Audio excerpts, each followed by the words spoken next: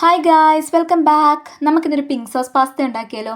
അതിനായിട്ട് നമ്മൾ പാസ്തയും അതിലേക്ക് ആവശ്യമായിട്ടുള്ള ഉപ്പും 1 ടീസ്പൂൺ നമ്മൾ ഒലിവ് ഓയിൽ ഒഴിച്ചു കൊടുക്കുന്നുണ്ട്. ഒലിവ് ഓയിലില്ലേ വെളിച്ചെണ്ണ ഒഴിച്ച് ഏത് ഓയിലും നിങ്ങൾക്ക് ഒഴിക്കാം.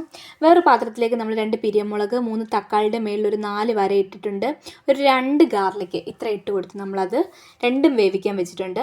പാസ്ത നമ്മൾ വെന്തോ നോക്കുന്നത് എടുത്തിട്ട് കട്ട് ചെയ്ത് നോക്കണം. നമുക്ക് രണ്ടായിട്ട് കട്ടായി കിട്ടുന്നുണ്ട്. നമുക്ക് പാസ്ത നിങ്ങളൊരു അരിപ്പക്കൊട്ടയ്ക്ക് ഊറ്റി മാറ്റുക കേട്ടോ, വെള്ളം മാറ്റി സെപ്പറേറ്റ് ചെയ്ത് വെക്കുക.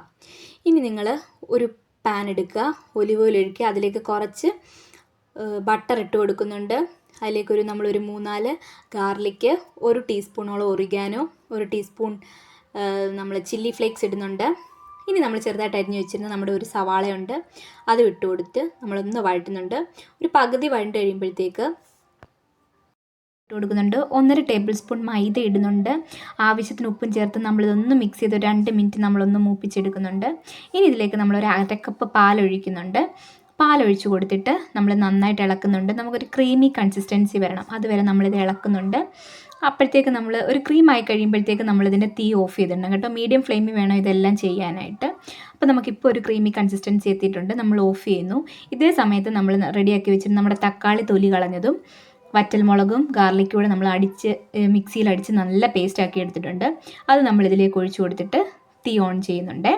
ഇനി നിങ്ങൾക്ക് എരിവ് കുറവെങ്കിൽ നിങ്ങൾക്കൊരു 1/2 ടീസ്പൂൺ കശ്മീരി മുളക് പൊടി ഇടാം, ഇല്ലെങ്കിൽ കുഴപ്പമില്ല.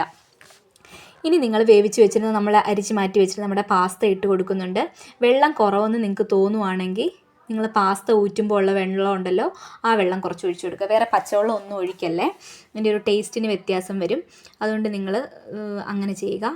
ഇനി നിങ്ങൾക്ക് ഒരു 2 സ്ലൈസ് ചീസ് കട്ട് ചെയ്തിട്ട് കൊടുക്കുക കേട്ടോ. പിന്നെ നമ്മൾ എന്ത് ചെയ്യുന്നുണ്ടെന്ന് വെച്ചാൽ 1 ടീസ്പൂണല്ല 1 ടേബിൾ സ്പൂണോളം നമ്മൾ ടൊമാറ്റോ സോസ് ഒഴിച്ചു കൊടുക്കുന്നു.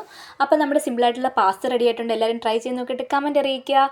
Okay, bye bye, take care.